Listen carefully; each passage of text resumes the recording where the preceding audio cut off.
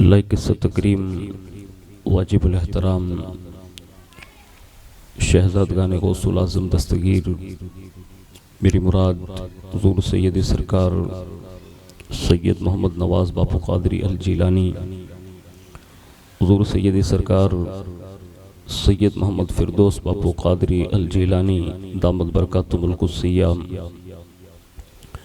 ارد العزیز عالم نبیل فاضل جلیل حضرت علامہ مولانا محمد عثمان صاحب قبلہ دامت برکاتہم العالیہ، دیگر سادات کرام علماء ذوی الاحترام، برادران اسلام، خواتین اسلام، بزرگوں، دوستوں، نوجوان ساتھیوں، پیارے بچوں، السلام علیکم ورحمۃ اللہ وبرکاتہ۔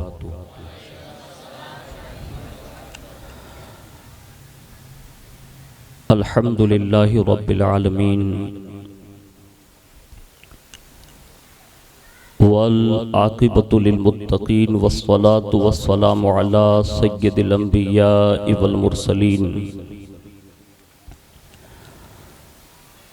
وعلی آلہ واصحابہ وازواجہ وذریاتہ واہل بیتہ وابنہ الغوث الاعظم الجیلانی ومعین الملت والدین وشیخ الاسلام والمسلمین اعلی الحضرت الامام احمد رضا وعلی عباد اللہ الصالحین اجمعین، اما بعد فاعوذ باللہ من الشیطان الرجیم، بسم اللہ الرحمن الرحیم۔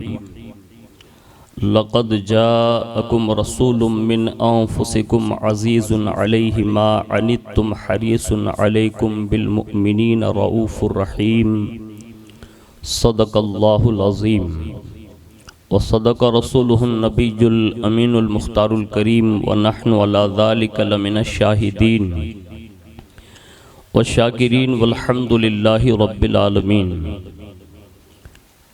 آئیے سب سے پہلے مذہب اہل سنت والجماعت یعنی کہ مسلک اعلی حضرت کے قدیم دستور کے مطابق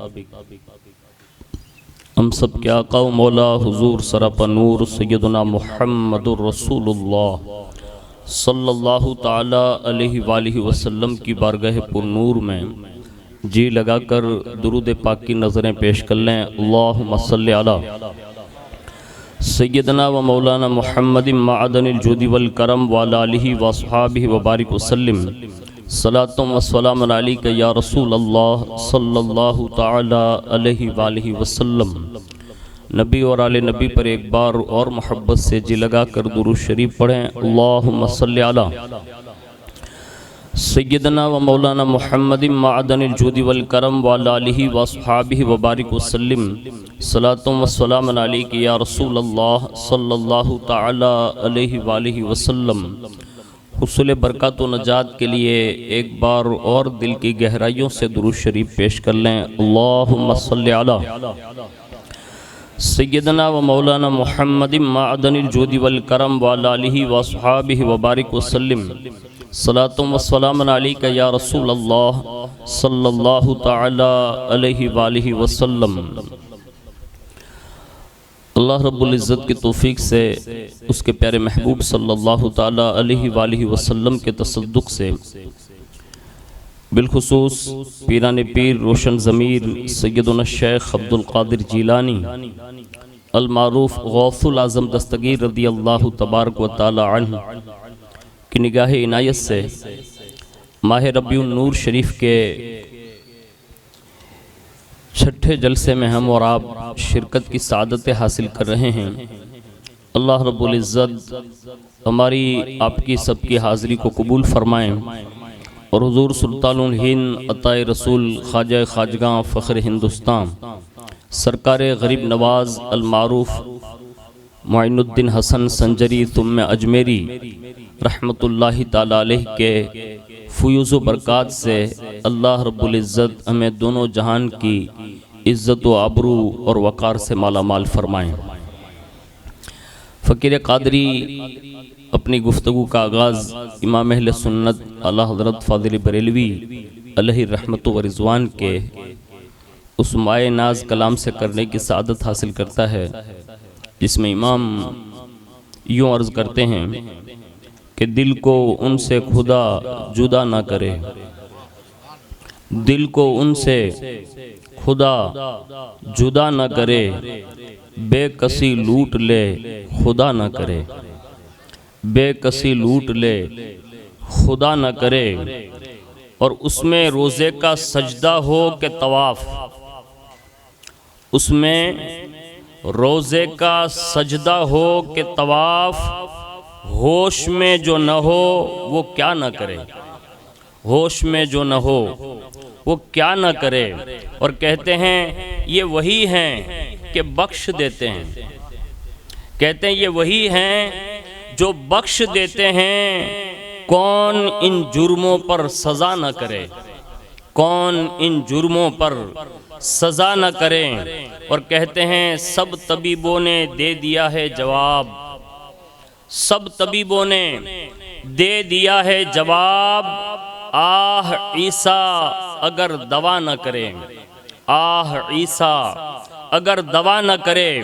اور پھر دل سے ہی کہتے ہیں دل کہاں لے چلا حرم سے مجھے، دل کہاں لے چلا حرم سے مجھے، ارے تیرا برا خدا نہ کرے، ارے تیرا برا خدا نہ کرے۔ اور کہتے ہیں عذر امید عفو گر نہ سنیں، عذر امید عفو گر نہ سنیں، تو روح سیاہ اور کیا بہانہ کرے، روح سیاہ اور کیا بہانہ کرے۔ اور کہتے ہیں دل میں روشن ہیں شمع عشق حضور، دل میں روشن ہیں شمع عشق حضور، کاش جوش ہوس ہوا نہ کرے، کاش جوش ہوس ہوا نہ کرے۔ اور کہتے ہیں حشر میں ہم بھی سیر دیکھیں گے، کہتے ہیں حشر میں ہم بھی سیر دیکھیں گے، منکر آج ان سے التجا نہ کرے، منکر آج ان سے التجا نہ کرے۔ اور کہتے ہیں ضعف مانا مگر یہ ظالم دل، ضعف مانا مگر یہ ظالم دل، ان کے راستے میں تو تھکا نہ کرے، ان کے راستے میں تو تھکا نہ کرے۔ اور آخر میں کہتے ہیں لے رضا سب چلے مدینے کو، لے رضا سب چلے مدینے کو، میں نہ جاؤں ارے خدا نہ کرے، میں نہ جاؤں ارے خدا نہ کرے۔ ایک بار اور محبت سے دل سے درود شریف پڑھ لیں، اللہم صلی علی سیدنا مولانا محمد معدن الجود والکرم وعلی آلہ واصحابہ وبارک وسلم، صلاۃ و سلام علیک یا رسول اللہ صلی اللہ تعالی علیہ وآلہ وسلم۔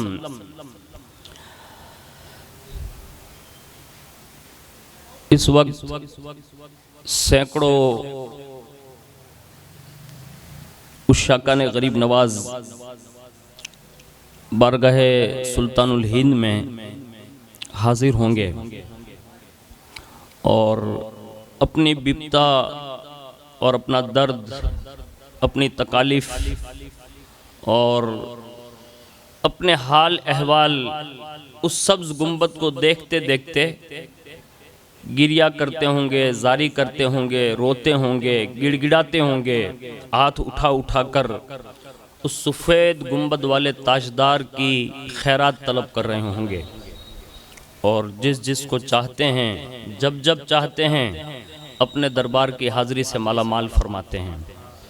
تو آج حضور کے میلاد کے چھٹے جلسے میں ہم لوگ بھی اس دربار میں خراج پیش کر لیتے ہیں، جس میں مارے حرا متحرہ کے ایک عظیم شہزادے حضور پیر طریقت سیدنا شیخ مرشدنا الکریم حضرت آل رسول نظمی مارے حروی علیہ رحمت و رضوان نے بڑا ہی سہانا کلام پیش کرتے ہوئے یوں خراج پیش کیا تھا۔ کہتے ہیں کہ خواجہ خواجگاں کی نظر ہو گئی،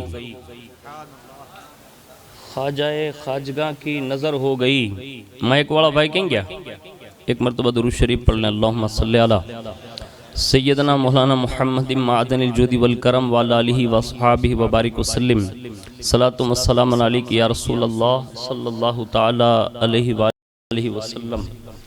اس کو تھوڑا موٹا آواز کر دیں گے تھوڑا سا۔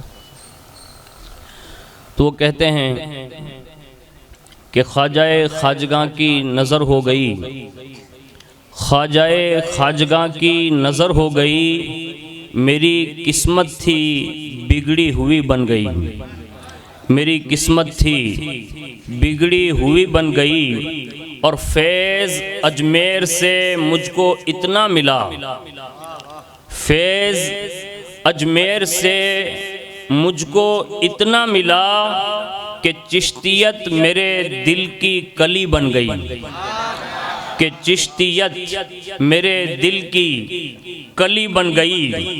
اور کہتے ہیں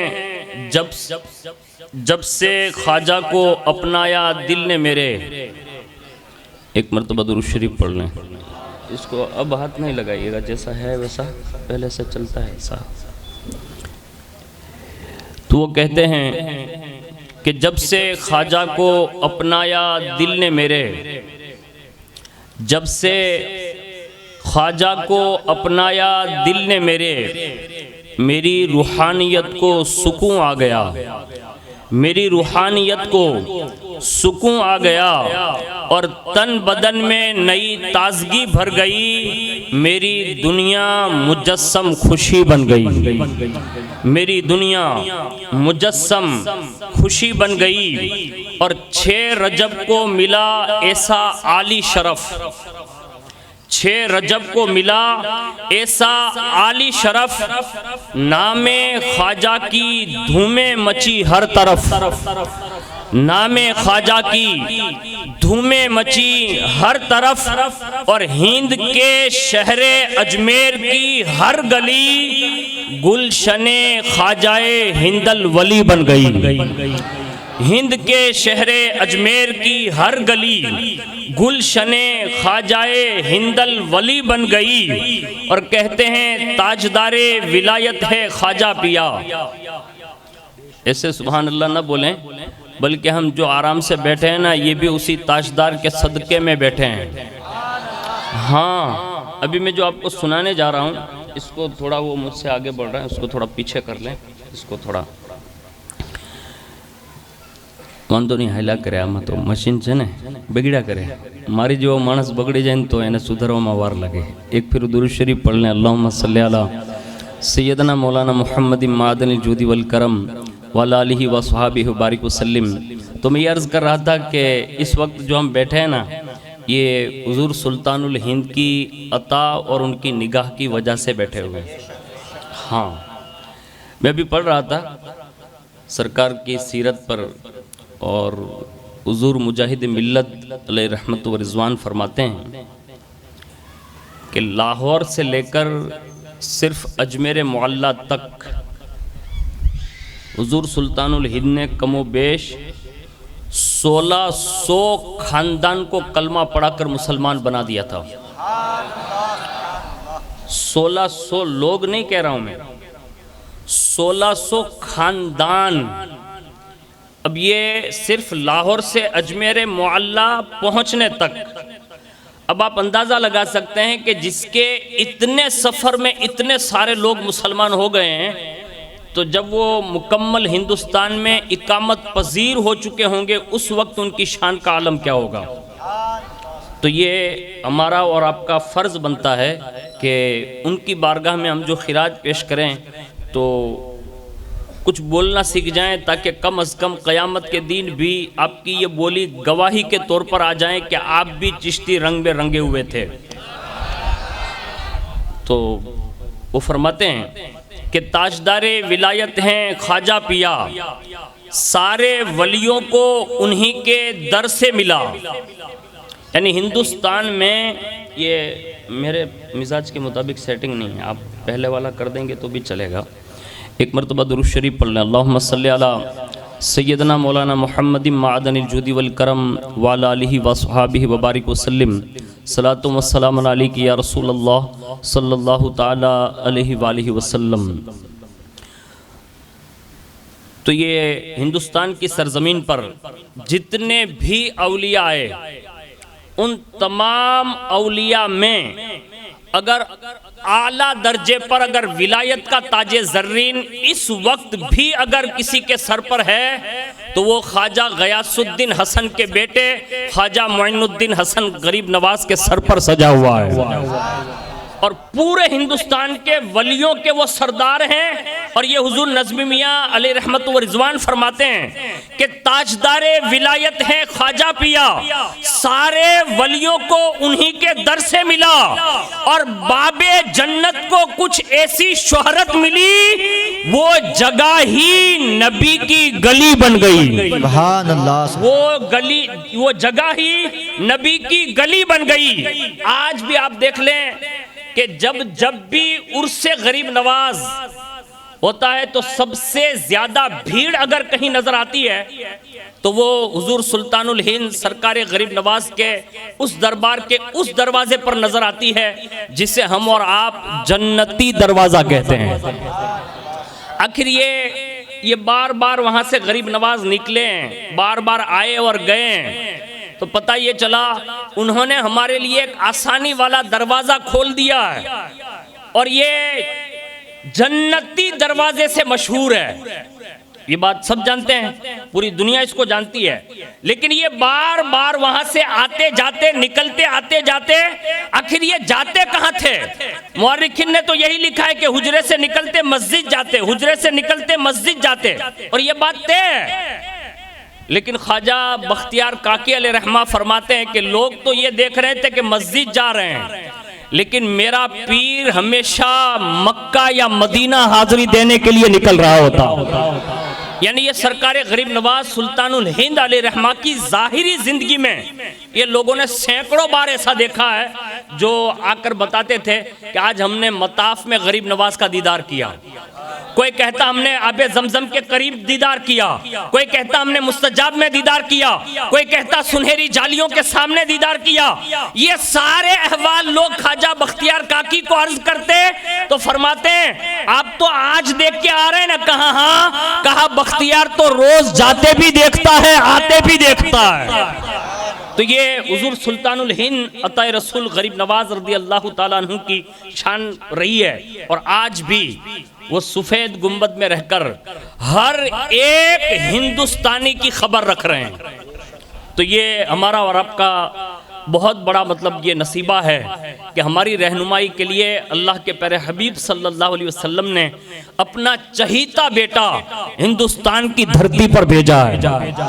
تو حضور نظمی میاں سرکار کہتے ہیں کہ وہ غریبوں فقیروں کے فریاد رس، وہ غریبوں فقیروں کے فریاد رس خواجہ خواجگاہ دین حق کے معین، ہند بھر میں انہی کا ہے سکہ رواں، ہند بھر میں انہی کا ہے سکہ رواں، ان کی روحانیت عالمی بن گئی، ان کی روحانیت عالمی بن گئی۔ اور آخر میں کہتے ہیں نظمی تیرے قلم کو ہے فیض رضا، نظمی تیرے قلم کو ہے فیض رضا، شاہ برکات کا تجھ پر یہ کرم ہوا، ہر شعر میں جذبہ عشق و وفا، شاعری عاشقی عاشقی عاشقی بن گئی۔ واہ واہ سبحان اللہ، نعرہ تکبیر، نعرہ رسالت، فیضان ماررہ شریف،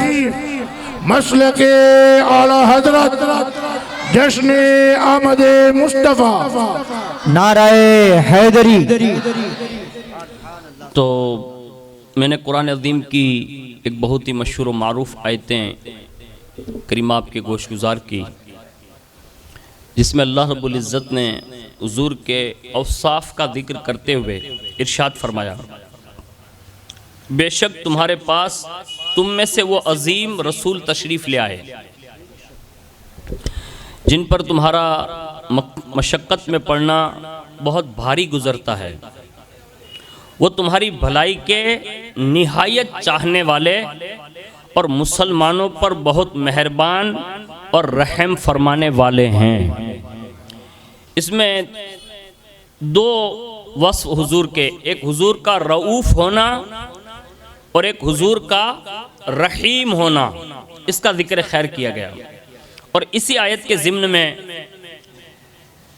میں چند باتیں آپ کے گوش گزار کروں گا، جس میں سے ایک یہ ہے کہ رسول اللہ صلی اللہ علیہ وسلم کی آمد سے پہلے کم و بیش 1,24,000 انبیاء کرام یا 2,24,000 انبیاء کرام اس فرش گیتی پر تشریف لائے، اور سب نے اپنا اپنا جو کام تھا وہ اللہ کے حکم کے مطابق کر کے اللہ کا پیغام لوگوں تک پہنچا دیا، اور اس کے بعد اپنے اپنے زمانے میں وہ تشریف لے گئے۔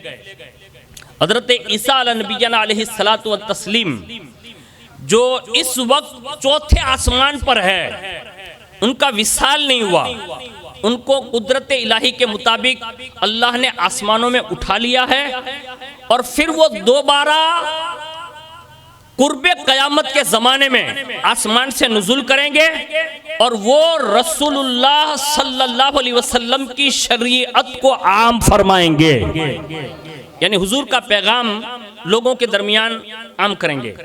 اور وہ وہی دور ہوگا جس میں حضرت سیدنا امام مہدی رضی اللہ تعالی عنہ کا ظہور ہوگا، اور یہ دونوں شخصیات ایک ساتھ مطلب یہ کام کرے گی۔ تو اب یہ اتنے سارے انبیاء بھیجے گئے، اور ہر نبی کا ایک زمانہ رہا، ایک وقت رہا، ایک علاقہ رہا، کسی کو کسی بستی کے لیے، کسی کو کسی علاقے کے لیے، یہاں تک کہ مورخین نے لکھا ہے، احادیث کا یہ مفہوم بھی ملتا ہے کہ قیامت کے دن بعض انبیاء اس حال میں آئیں گے کہ ان کے ساتھ ان کا ایک بھی امتی نہیں ہوگا، یعنی تنہا وہ نبی جو ہوں گے وہ آئیں گے، یعنی ان کا کسی نے کلمہ پڑھا نہیں ہوگا۔ یہ انبیاء کرام علیہ السلام کی تاریخ میں آپ اٹھا کر پڑھیں گے، جیسے سیرت الانبیاء ہے، اور ابھی جامع تذکرۃ الانبیاء ایک نئی کتاب وجود میں مارکیٹ میں آئی ہے، آپ اس کو اٹھا کر دیکھیں، انبیاء کا تذکرہ ہے اس میں۔ اسی طرح ایک مشہور کتاب ہے جو قصص الانبیاء کے حوالے سے، آپ اس کو اٹھا کر دیکھیں۔ ایک تذکرۃ الانبیاء ایک اور ہے، یعنی 4 کتابیں بڑی ضخیم الگ الگ انداز میں لوگوں نے اس کو شائع کیا ہے۔ تو انبیاء کرام میں بعض افراد ایسے بھی گزرے ہیں کہ جن کے ساتھ میں ایک بھی امتی نہیں ہوگا، لیکن یا رسول اللہ آپ کی آمد اور آپ کی میلاد پر ہماری ہزاروں جانیں قربان۔ حضور تشریف لائے، 63 سالہ زندگی ہے، 40 سال تک ابھی اعلان نہیں کیا ہے۔ بعد میں جو 40 سال کے بعد اعلان فرمایا، اس کے بعد بچے 23 سال۔ 23 سال میں حضور نے اسلام کا اتنا پرچار کیا، اتنا پرچار کیا، اتنا پرچار کیا، اتنا پرچار کیا کہ رسول اللہ کے ظاہری دور سے لے کر، یعنی 23 سال اعلان نبوت کے بعد سے لے کر وصال تک، یہ 23 سال کے چیپٹر میں حضور نے دنیا کے چپے چپے تک لا الہ الا اللہ محمد الرسول اللہ کی آواز کو پہنچا دیا تھا۔ یعنی میں نے جب اسلام کی تاریخ مطلب پڑھی نا تو مجھے حیرت ہوئی کہ رسول اللہ اپنی دنیا سے تشریف لے جانے کے وقت اسی امت کو کم و بیش 1,24,000 صحابہ کی جماعت دے کر جا رہے ہیں، اور وہ تمام صحابہ میں اہل بیت بھی داخل ہے۔ ہاں، تو یہ 1,24,000 صحابہ کی جماعت دے کر حضور تشریف لے گئے۔ پتہ یہ چلا کہ اس زمانے سے لے کر، یعنی حضور کے وصال سے لے کر اب تھوڑا عرصہ آگے بڑھے تو امام حسن پاک کی خلافت تک اگر آپ تجزیہ کریں تو قریب قریب حضور کے ظاہری دور سے لے کر حضرت عثمان غنی مولا کائنات اور امام حسن پاک کے زمانے تک میں کم و بیش 25 صحابہ ہندوستان تک تشریف لے آئے تھے۔ اب آپ اندازہ لگائیے کہ انہوں نے کس شان سے اسلام کا پرچار کیا ہوگا، یعنی اسلام کو پھیلایا ہوگا۔ آج ہم اور آپ ہیں، ہم اپنے وجود پر بھی اسلام نافذ نہیں کر پائے۔ ہاں، ہم خود اپنے گھر کی بات کر لینا تو ہم اپنے گھر میں بھی کما حقہ اسلام نافذ نہیں کر پا رہے ہیں۔ اور یہ کتنے بڑے لوگ تھے کہ جنہوں نے مختصر زندگیاں پائی لیکن 3 بر اعظموں تک اسلام کے جھنڈے گاڑ کر رکھ دیے تھے۔ میں نے کل کی گفتگو میں حضرت امام حسن پاک کی بات کی نا کہ حضرت مولا امام حسن پاک افریقہ تک حضرت مولا عثمان غنی کے زمانے میں تشریف لے آئے تھے، یعنی 25 صحابہ کی تاریخ ملتی ہے کہ وہ ہندوستان تشریف لائے تھے۔ تو یہ حضور صلی اللہ علیہ وسلم کا فیضان نبوت تھا، اور حضور کی ایک ہی تڑپ تھی کہ بس اسلام گھر گھر تک پہنچ جائے۔ آج ہمیں اور آپ کو بھی اس معاملے میں حضور صلی اللہ علیہ وسلم نے جو جنبش اٹھائی اور حضور نے جو دین کا پیغام گھر گھر تک پہنچایا، کم از کم ہم امتی ہونے کے ناطے اسلام کے لیے کیا کر رہے ہیں اور کیا نہیں کر رہے ہیں اس کا ہم تجزیہ کریں گے۔ لیکن سب سے پہلے میں آپ کو یہ بات بتا دوں کہ اتنے انبیاء جتنے بھی گئے تشریف لے گئے، ان کی امت جب بھی نافرمانی کرتی وہ پیغمبر ہی دعا کر دیتے تھے، یعنی بد دعا کرتے اور وہ امت ختم ہو جاتی، یعنی تباہ کر دی جاتی۔ ایسا ہوتا تھا، جیسا کہ نوح علیہ السلام کے تعلق سے بڑا مشہور ہے۔ انہوں نے جب دین کی تبلیغ کی تو 950 سال میں صرف 42 لوگ اسلام لائے اور 40 کے قریب ان کے گھر کے لوگ تھے، یعنی 82 لوگ اسلام لے آئے۔ اس کے سوا کسی نے کلمہ نہیں پڑھا، اور جب کلمہ نہیں پڑھ رہے تھے تو پھر آخرکار 950 سال کے بعد ہاتھ اٹھا دیے اور سب کی تباہی کی بد دعا کر دی۔ اللہ نے طوفان بھیجا، سب کے سب نیست و نابود ہو گئے۔ ایسے کئی انبیاء کرام کی آپ کو دعائیں قرآن عظیم میں ملے گی جو ان کی امت کے حوالے سے ہیں۔ لیکن سنو، ہم جس نبی آخر الزمان صلی اللہ علیہ وسلم کا میلاد مناتے ہیں، آپ بوقت ولادت سے لے کر بوقت وصال اور وصال کے بعد سے لے کر آج تک روزہ انور میں جو حضور اپنے جسم اقدس اور روح کے ساتھ جلوہ فگن ہے، تب سے لے کر صبح قیامت کی سفیدی جب تک نمودار نہیں ہوگی تب، اور پورا 50,000 سال میدان قیامت آپ دیکھ لیں، اور حضور جنت میں تشریف اس وقت تک نہ لے جائیں گے جب تک کہ اپنے سارے امتیوں کو جنت میں داخل نہ فرما لیں گے۔ یعنی ولادت سے لے کر جنت کے داخلے تک حضور نے ہمیں کبھی بھی فراموش نہیں فرمایا۔ آج ہم لوگ ہیں جو وقتاً فوقتاً حضور کو بھولتے جا رہے ہیں، اور اس سے زیادہ بھولنا اور کیا کہوں گا کہ شاید اگر یہ فقیر برکاتی کہہ دینا تو بجا ہوگا۔ میں اپنی بھی بات کر رہا ہوں، آپ سب کی بھی کر رہا ہوں، ہم سب اس میں شامل ہیں۔ میرے خیال سے ہم دین بھر میں 100 مرتبہ بڑی مشکل سے درود شریف پڑھتے آتے ہو۔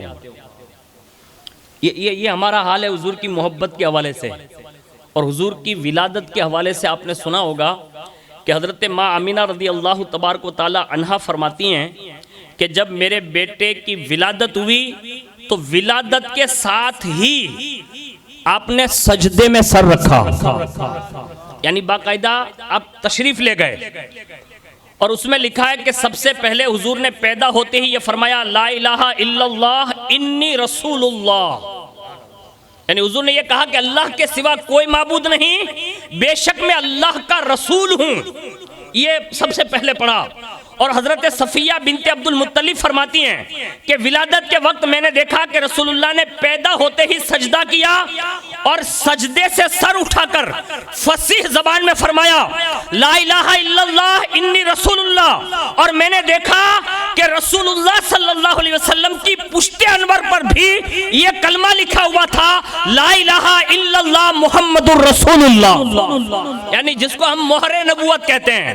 تو یہ کلمہ شریف حضور کے پشت پر لکھا ہوا تھا، اور ایک روایت یہ ملتی ہے کہ حضور نے یہ سجدے میں ایک ہی دعا فرمائی، اور وہ یہ تھی یا رب حبلی امتی، اے اللہ میری امت کو میرے حوالے کر دے۔ یہ حضور کی ولادت کا حال حضرت ماں آمینہ، حضرت صفیہ وغیرہ نے بیان فرمایا ہے۔ آپ بھی یاد کر لیں، ہم جب سے پیدا ہوئے یا سمجھدار ہوئے تب سے لے کر آج تک ہم نے حضور صلی اللہ علیہ وسلم کے لیے کیا کیا کام کیا۔ میرے خیال سے ہم بہت پیچھے ہیں، بہت پیچھے ہیں۔ کوشش کریں کہ حضور صلی اللہ علیہ وسلم کی محبت کا تقاضا یہ ہے کہ حضور نے ہمیں کبھی فراموش نہیں کیا۔ ابھی میں نے قرآن عظیم کی جو آیت پڑھی نا، اس میں اللہ فرماتا ہے کہ تم میں سے جب کوئی مصیبت میں مبتلا ہو جاتا ہے، یعنی تمہیں کسی کو تکلیف ہوتی ہے، تو فرمایا کہ وہ صرف تمہیں تکلیف نہیں ہوتی، تمہاری تکلیف کی وجہ سے میرا محبوب بھی اس کو محسوس کرتا ہے۔ یعنی امت اگر مصیبت میں گرفتار ہو تو یہ تکلیف حضور بھی محسوس کرتے ہیں. اب ہم اور آپ دیکھ لیں، آج سینکڑوں بچے، میں آپ کے علاقے کی بات نہیں کرتا، آپ کے علاقے کو کما حق کہوں، جانتا بھی نہیں ہوں کہ یہاں کتنی گلیاں ہیں اور کتنے اتنے چیپٹر ہیں. ہاں 2-3 بندوں کو نام سے جانتا ہوں، اور یہ مسجد ماشاءاللہ گوسیا مسجد ایک زمانے سے دیکھا ہوں، بس یہی جانتا ہوں. یہ شہزادے اونا شہر کے ہیں، ان کو جانتا ہوں، کچھ دوست احباب جن کو نام سے جانتا ہوں.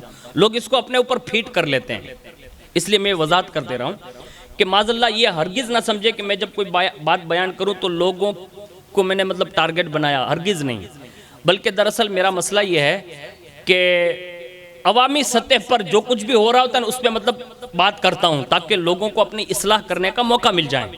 اگر آپ میں سے کسی سے وہ غلطی ہو رہی ہو تو اب مجھ پر تنقید کرنے کے بجائے اپنی اصلاح کر لینی چاہیے، اس کو یاد رکھیے گا. ابھی میں نے جو بات عرض کی نا وہ اس لیے کہہ رہا ہوں کہ حضور پر گرا گزرتا ہے. مصیبت میں کوئی مبتلا ہو جائیں، اب لوگ کہیں گے کہ مولانا اب اس دور میں کون مصیبت میں ہے؟ آپ کو نہیں پتا، راجکوٹ میں سینکڑوں نوجوان دارو پی رہے ہیں. کیا یہ گھر والے لوگ مصیبت میں نہیں ہیں؟ سینکڑوں لوگ سٹا کھیل رہے ہیں، جوا کھیل رہے ہیں، دارو پی رہے ہیں، اور ایک گولی نکلی ابھی جس کو سونگا بھی جاتا ہے اور بسٹول میں ڈال کے پیا بھی جاتا ہے، اور لوگ اس کو مطلب بطور نشہ استعمال کر رہے ہیں. کیا یہ مصیبت نہیں ہے؟ جس محبوب نے ہماری بخشش اور مغفرت کی زندگی بھر دعا کی، ہم اس محبوب کے دل پر آج بھی زخم پہنچا رہے ہیں کہ ہم معاذ اللہ رب العالمین اپنی قوم کے جوانوں کو شرابی اور شراب کا عادی، جوے کا عادی اور شراب بیچنے کا عادی اور یہ کیا بولتے اس کو افیون اور یہ RDS کی جو گولیاں نکل رہی ہے، یہ ساری چیزیں دیکھ کر ہم کیا سمجھانا لوگوں کو چاہتے ہیں؟ یاد رکھیے تمہارے علاقے میں اس کو کوئی سنبھالا لے یا نہ لے، لیکن اس گھر میں جہاں بچہ یا جوان شراب پیتا ہوگا نا، اس کا درد سب سے پہلے مکین گنبد خضرا کو ہوتا ہے کہ میرا امتی ہو کر شراب پی رہا، میرا امتی ہو کر جوا کھیل رہا، میرا امتی ہو کر سٹا کھیل رہا ہے.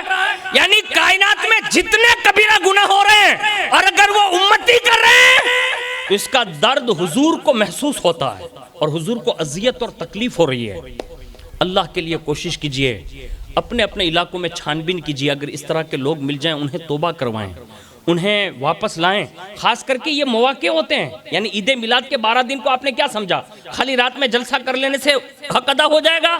نہیں، بلکہ ہمیں اور آپ کو تو یہ چاہیے ایسے بندوں کو تلاش کریں اور باقاعدہ کسی سید کے ہاتھ پر لا کر اسے توبہ کروا دیں کہ سید صاحب آپ دعا کر دیں، کسی عالم نبیل کے پاس لے جائیں، کسی پیر طریقت کے پاس لے جائیں اور انہیں توبہ کروا دیں. اگر 12ویں شریف میں صرف 12 لوگوں کو شراب سے توبہ کروا دو گے نا تو یہ عید میلاد منانا ہمارا بجا جائے گا. اگر کوئی اس طرح کیا بزنس کر رہا ہے اسے بھی روکیں، اگر کوئی جوا کھیل رہا ہے اسے بھی روکیں، اور اس کے سوا جو بھی کانڈ ہیں لوگ کر رہے ہیں اس کو روکنے کی کوشش کریں، اسے بچائیں، اسے توبہ کی طرف آمادہ کریں. اس لیے کہ جب کوئی ایک امتی سدھرتا ہے نا تو توبہ کرنے والے کی خوشی، حدیث شریف میں یہ فرمائی گئی کہ جیسے کسی کا غلام بھاگ جائے اور واپس آ جائے، جیسے خوش ہوتا ہے نا اس کا آقا، تو فرمایا میرا امتی جب توبہ کر لیتا ہے نا تو سب سے زیادہ اللہ خوش ہوتا ہے، یعنی رب خوش ہوتا ہے، اور رب کی خوشی حضور کی خوشی ہے اور حضور کی خوشی رب کی خوشی ہے. اگر ہم کسی ایک بھی گناہ پر اگر توبہ کرتے ہیں تو یہ حضور کی خوشی کا سبب بنتا ہے، کیونکہ حضور نے ہمارے لیے دعا کی ہے، حضور نے ہماری بخشش کے سامان مہیا فرمائے ہیں. اگر ہم گناہ کرتے کرتے زندگی گزار کر جائیں گے نا، آج بھی یہ پڑھنے کے بعد مجھے خود کو اپنے آپ پر بھی افسوس ہو رہا ہے، آپ کو بھی ہونا چاہیے. انہوں نے فرمایا کہ حدیث پاک نقل کرتے ہوئے کہ آج بھی ہر پیر یعنی سوموار اور ہر شب جمعہ یعنی جمعرات، یہ دونوں دن آج بھی حضور صلی اللہ علیہ وسلم کی بارگاہ میں امتیوں کے حالات پیش کیے جاتے ہیں. اب مجھے بتاؤ آج شب جمعہ ہے نا، آج شب جمعہ ہے، دن بھر میں ہم نے جو کچھ کیا ہوگا نا وہ حضور کی بارگاہ میں پہنچا ہوگا. اب رات بھر جو کچھ بھی کریں گے نا وہ بھی حضور کی بارگاہ میں پہنچے گا، فرشتے لے جاتے ہیں. مجھے بتاؤ اگر کسی کا بیٹا کوئی غلط کام کر لیں کسی بازار میں یا کسی منڈی میں جا کے اور اس کے باپ کو کوئی گھر اطلاع دے دے کہ آپ نے بیٹے نے فلاں غلط کام کیا، مجھے بتاؤ اس باپ پر کیا گزرتی ہے، یعنی کتنا درد ہوتا ہے۔ میں آپ کو بتاؤں کہ ہمارے ماں باپ جہاں ہمارا ساتھ چھوڑ دیتے ہیں وہاں اگر کوئی ہمیں سہارا دیتے ہیں دنیا اسے محمد الرسول اللہ کہتی ہے۔ ہم جس نبی کا میلاد منا رہے ہیں نا، وہ نبی نے ہمیں وہاں بھی سہارا دیا ہے جہاں ہمارے ماں باپ ساتھ نہیں دیں گے، جہاں ہمارے بھائی بہن ساتھ نہیں دیں گے، ہمارے رشتہ دار ساتھ نہیں دیں گے، وہاں حضور نے ہمیں سپورٹ کیا ہے، اور حضور آج بھی امتیوں کو سپورٹ کر رہے ہیں۔ لیکن ہم اتنے نافرمان اور بے وفا ہوتے جا رہے ہیں کہ دن رات 8 دنوں میں 2 بار جب یہ باتیں پہنچتی ہوگی نا، اب حضور کے دل پر کیا گزرتی ہوگی وہ حضور ہی بہتر جانتے ہیں۔ آپ کو میں صرف دعوت فکر دینے کے لیے حاضر ہوں۔ میں ایک بات عرض کر دیتا ہوں، میں نے سجدے کی بات بتائی۔ دوسرا، حضور کے سوا جتنے انبیاء ہوئے ان کو جو جو بھی خصوصیات دی گئی، ان میں کسی کو 1 دی گئی، کسی کو 2 دی گئی، کسی کو 4 دی گئی، زیادہ سے زیادہ کسی کو 9 دی گئی، مختلف انداز میں ہر نبی کو کوئی نہ کوئی خصائص دیے گئے، لیکن سارے انبیاء کی خصوصیات جمع کر کے مکمل خصائص کبریٰ کا تاج زرین اگر کسی پیغمبر پر سجایا گیا ہے تو وہ محمد الرسول اللہ کے سر انور پر سجایا گیا ہے۔ اس لیے ڈاکٹر اقبال کہتے ہیں حسن یوسف دم عیسیٰ ید بیضا داری، آنچے کھوبا ہما دارن تو تنہا داری، اور خدا نے ایک محمد میں دے دیا سب کچھ، کریم کا کرم بے حساب کیا کہنا۔ یعنی تمام انبیاء کی خصوصیات ملا کر اللہ نے محمد رسول اللہ میں عطا فرما دی۔ اور یاد رکھیے ہم اور آپ جو مسلمان ہیں نا، یہ کتنی بڑی قیمتی دولت ہے، اس کو سنیے۔ کم و بیش 70 کے قریب ایسے انبیاء ہیں جن کے تعلق سے یہ لکھا ہے کہ انہوں نے اپنے زمانے میں یہ دعائیں کی تھی کہ کاش اللہ ہمیں محمد الرسول اللہ کا امتی بنا دے، یعنی ان کے دور میں پیدا کر دیں، ان کے امتیوں میں ہمارا نام آ جائیں۔ بڑے مشہور ہیں، حضرت عیسیٰ علیہ السلام کے حوالے سے آپ نے سنا ہوگا، حضرت موسیٰ علیہ السلام کے حوالے سے سنا ہوگا۔ یہ پیغمبروں کو جب ان کی امتیں اور حضور کی امت کے فضائل دکھائے گئے نا تو انہوں نے برجستہ یہ تمنائیں کی ہیں۔ میں کہتا ہوں جس امت میں آنے کے لیے انبیاء دعا کرتے تھے، اللہ نے بن مانگے ہمیں محمد الرسول اللہ کی امت میں پیدا فرمایا۔ اب یہ اتنا بڑا اعجاز ہے، اتنا بڑا شرف ہے، اس کے باوجود بھی ہم اور آپ حضور صلی اللہ علیہ وسلم کے حوالے سے جتنے حساس ہونے چاہیے ہم اتنے حساس نہیں ہو پا رہے ہیں۔ کوشش کیجئے آج جو رات ہے نا، آج اس کی قدر آپ کو میں عرض کر دوں۔ حضور غوث پاک رضی اللہ تعالیٰ عنہ فرماتے ہیں کہ ہمارے علماء کے نزدیک یہ شب جمعہ یہ شب قدر سے بھی افضل ہوتی ہے، یعنی مسلک حنبلیہ میں اس کے تعلق سے حضور غوث پاک فرماتے ہیں کہ یہ شب قدر سے بھی افضل ہے شب جمعہ۔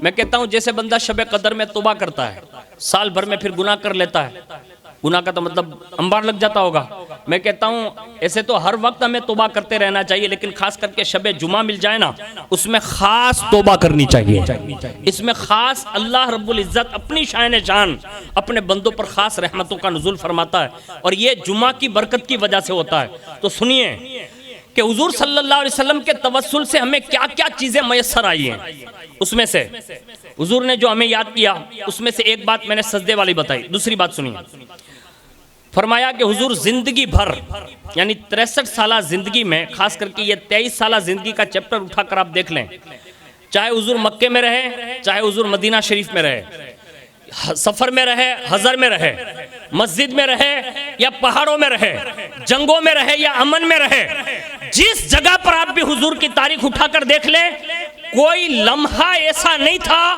جس میں حضور نے کبھی اپنے امتیوں کو فراموش کیا ہو، یعنی کبھی حضور نے یادگاری امت سے اپنے آپ کو مطلب خالی نہیں کیا، ہر وقت حضور کی امت کی یاد آتی۔ تاریخ میں لکھا ہے کہ حضرت سیدنا صدیق اکبر رضی اللہ تعالیٰ عنہ رات میں دیر سے حضور کے پاس سے مطلب نکلتے، فاروق اعظم دیر سے نکلتے۔ ایک صحابی رسول فرماتے ہیں کہ مجھے تشویش ہوئی کہ یہ دونوں یار حضور کے پاس رات اتنی دیر کر بیٹھ کر کرتے کیا ہوں گے، تو فرماتے ہیں میں نے ایک دن تشویش کی نا تو میں مسجد نبی میں بیٹھا رہا، یہاں تک کہ میں نے دیکھا کہ دونوں صحابی رسول حضور کے دربار میں رات دیر تک بیٹھے رہے، اور کافی دیر رات بیت گئی نا اس کے بعد نکلے، اور اس کے بعد میں بھی ان کے پیچھے پیچھے نکل لیا۔ میں نے ایک دن حضرت ابو بکر صدیق سے پوچھا کہ آپ یہ بتا سکتے ہیں کہ آپ دونوں رات میں بیٹھ کر حضور کے پاس کیا کرتے ہیں؟ اللہ اکبر، حضرت سیدنا صدیق اکبر اور فاروق اعظم کے حوالے سے ابو بکر صدیق بیان کرتے ہیں کہ ہم دونوں رات میں بیٹھ کر رسول اللہ صلی اللہ علیہ وسلم کی بارگاہ میں بیٹھ کر حضور کی امت کی فکر کیا کرتے ہیں۔ یعنی کل امت کے لیے کیا کرنا ہے کیا نہیں کرنا، یہ منصوبہ بندی، یہ رات میں غور و فکر کرتے تھے حضور کے پاس بیٹھ کر، یعنی یہ پلاننگ بناتے تھے۔ آج ہمارے پاس امت کے حوالے سے کوئی پلاننگ نہیں رہ گیا۔ میں تو یہ کہتا ہوں کم از کم 12 ربیع النور میں جتنا آپ سے بن سکے آپ حضور کی امت کی جتنی مدد کر سکیں آپ کر لیں۔ رسول اللہ صلی اللہ علیہ وسلم کی امت کی خیر خواہی کرنا چاہتے ہیں آپ کریں، سادات کی خیر خواہی کریں، علماء کی کریں، غریبوں کی کریں، بیواؤں کی کریں، یتیموں کی کریں۔ اور آپ جس فیلڈ میں بھی ہیں اس فیلڈ میں اگر حضور کا کوئی امتی اندر آ کر اس میں کچھ ہنر سیکھنا چاہیں آپ کو ہنر ہی سکھا دیں۔ یہ بھی حضور کی فکر کے برابر ایک پوائنٹ ہے کہ کم از کم آپ کو بھی حضور کی ایک سوچ کا حصہ نصیب ہوگا کہ امت کے بارے میں فکر کرنا یہ رسول اللہ کا خاص حصہ زندگی کا رہا۔ اس میں سے ایک واقعہ آپ نے سنا ہوگا کہ حضور صلی اللہ علیہ وسلم شب معراج تشریف لے جا رہے ہیں، حضرت جبریل علیہ السلام نے براق پیش کیا اور جیسی براق کے رکاب کو آپ نے تھاما جبریل علیہ السلام نے، اور حضور نے ابھی ایک قدم رکھا فوراً نیچے لیا اور واپس لے لیا۔ اور حضرت جبریل علیہ السلام فرماتے ہیں کہ رکاب پر سوار ہو کر، یعنی رکاب میں پیر ڈال کر براق سے نیچے اترنے کی جو بات تھی نا، رکاب سے نیچے پیر اتارنے کی، اتنی دیر میں نے دیکھا کہ رسول اللہ کی آنکھیں اشک بار ہو چکی تھی، حضور رو رہے تھے۔ حضرت جبریل علیہ السلام کو تشویش ہوئی، انہوں نے عرض کیا کہ حضور کوئی بات ہے جو آپ کو اذیت دے رہی ہو یا کوئی تکلیف ایسی ہے؟ ارشاد فرمایا نہیں۔ تو کہا کہ حضور آخر بات کیا ہے؟ تو کہا جبریل مجھے میری امت کی یاد آ گئی ہے، بس ابھی یہ ارشاد فرمایا، اتنے میں رب کا حکم آیا جبریل میرے محبوب کی خدمت میں کوئی کمی نہ رہ جائے، یعنی ابھی محبوب کے آنسو ہیں لیکن یہ کہا ابھی کوئی کمی نہ رہ جائے، براق پر سوار ہونے سے یہ رکے کیوں؟ تو حضرت جبریل علیہ السلام نے رب کی بارگاہ میں عرض کی، کا معاملہ یہ ہے کہ جب انہوں نے پہلا رکاب میں قدم رکھا تو نیچے لے لیا واپس، اور میں نے جب عرضی پیش کی تو محبوب نے یہ کہا ہے کہ ان کو ان کی امت یاد آ رہی ہے۔ کون یاد آ گئی؟ امت۔ بننے کیا جا رہے تھے حضور معلوم ہے آپ کو؟ مداحان رسول سادات کرام یہاں بیٹھے ہیں، مولانا عثمان صاحب بیٹھے ہیں، اب بھی سنتے ہوں گے کہ حضور کو کہتے ہیں معراج کا دلہا۔ کیا بننے جا رہے ہیں؟ معراج کا دلہا بننے جا رہے ہیں، اور باقاعدہ بھی رکاب پہ پیر ہے۔ یاد کس کو کیا؟ زور سے امت کو۔ અહીંયા આપણો જવાને દુલ્હો બનવા જતો હોય ને, અને વરરાજો બને તો એને એમ થાય કે પ્રધાનમંત્રી હું જ છું, થોડોક અચરો મારો ભાઈ થોડોક રોકેલો રહેજે, મતલબ એટલો બધો આગળ ન વયો જતો, અને ઘરના લોકો એટલા ખુશ હોય એને એમ કે આખા ગામમાં રાજકોટમાં આપણથી વધારે પૈસાવાળું કોઈ છે જ નહીં। રથ મંગાવે, પછી ઓલી ઘોડાગાડીઓ બે ત્રણ વાળીઓ મંગાવે, એની સિવાય ઢોલ તાશા શરણાઈ બેન્જો, માણસો તો નાચતા હતા, બેનોને નચાવે, અને એટલો ધુમાડો કરે કે આપણને એમ થાય કે આ કોઈ મુસલમાનની બારાત જઈ રહી છે કે યા કોઈ ગેર મુસ્લિમની જઈ રહી છે। એની ફરક કરવો અત્યારે આ દોરમાં મુશ્કેલ છે। મારી વાત સાચી છે કે ખોટી? જોરથી બોલો ને ભાઈ, बिल्कुल सच है। मैं कहता हूं हुजूर महराज का दुल्हा बन रहे हैं, हमें याद किया। अपने बच्चों को दुल्हा बनाते वक्त तुम्हें दुनिया के लोगों के तराने गाने की जरूरत नहीं है, तुम्हें भी मुस्तफ़ा करीम की याद आनी चाहिए। हुजूर का मिलाद पढ़ें। और हमारे यहाँ तो ये भी रस्म हो गई ना, ये सब स्टेज पर जो सादात किराम बैठे हैं उनको मालूम है, जैसे नातखानी पूरी हुई, बयान पूरा हुआ, उसी मंडप में बाकायदा फिर डीजे बज रहा होता है और उसी में बहनें भाई सब नाच रहे होते हैं। आप ये समझ रहे हैं कि भाई इसमें क्या किसी का पड़ी है। मैं कहता हूँ आप जब ये गुनाह कर रहे होते हैं ना, उस वक्त मक्की ने गुंबद खजरा के दिल पर आरा चला रहे होते हैं आप, क्योंकि हुजूर इन चीज़ों को रोकने के लिए तशरीफ लाए थे और इनको बंद कराने के लिए आए थे। ہم لوگ ناچ رہے ہوتے ہیں نا، اس وقت حضور پر کیا بیتتی ہوگی اللہ ہی بہتر جانتا ہے۔ لیکن ایک بات عرض کر دیتا ہوں، ان چیزوں سے اپنے آپ کو بھی بچائیے، اپنے معاشرے کو بھی بچائیے، اپنی قوم کی بیٹیوں کو بیٹوں کو بھی بچائیں، اور باقاعدہ اس کے لیے تھوڑا رسک لیں، یعنی باقاعدہ اس کے خلاف قدم اٹھائیں سب مل کر، تب یہ چیزیں بند ہوتی۔ اتنی آسانی سے یہ چیزیں بند نہیں ہوتی جتنا ہم اور آپ سمجھ رہے ہیں۔ تقریروں سے اتنا جلدی وہ نہیں ہوتا جب تک کہ ہم خود یہ بائیکاٹ نہ کرنا سیکھ جائیں۔ مثال کے طور پر اگر میرے رشتہ دار کے یہاں گانا باجا بج رہا ہو نا، تو کم از کم 4-5 لوگ یہ طے کر لے کہ آپ کے یہاں یہ بجے گا نا تو ہم لوگ نہیں آئیں گے، اس کی پھیپھڑی ایسے ہی موجا جائے گی، یعنی وہ خود ہی ڈر جائے گا کہ بھائی فلانا سیٹ نہیں آئے تو اپنوں ہوں تھا ہے۔ تو یہ ہم نے اللہ اس کے رسول کے لیے کرنا ہے صرف، لیکن ہم نے کبھی یہ نہیں کیا۔ ہاں آپڑی کو کہ پوچھڑی دباوی نے تو آپڑے ہے نا دشمنی میں ورسوں کاٹی نہ کیے، اللہ نے نا رسول نہ ناموں پر ہوئی نے تو آپڑے کہیں کہوا تیار نہیں۔ یہ چیزیں یوں بھی روکی جا سکتی ہے، سب امام مل جائیں، سب علماء یہاں کے مل جائیں، سب سادات کرام مل جائیں، اور باقاعدہ ایک میٹنگ بلا کر سب آگیوان بھی مل جائیں نا، تو ایک چٹکی میں یہ گانا بجانا بند ہو سکتا ہے۔ لیکن ایک اپنے اولا والی ہو جائے میندڑی نہ گلا میں ہار پیارا ہوئے کون، یعنی یہ پیشکش کرے کون اور یہ آگے بڑھے گا کون؟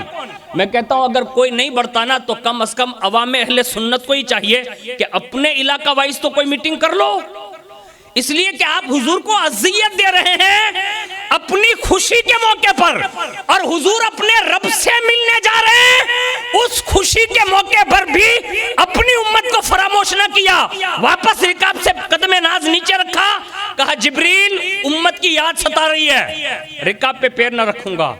قدرت کا فیصلہ آیا، یعنی حکم آیا، جبریل محبوب سے پوچھو تو صحیح کہ امت کی یاد کس بہانے ستا رہی ہے، یعنی کیا ہو رہا؟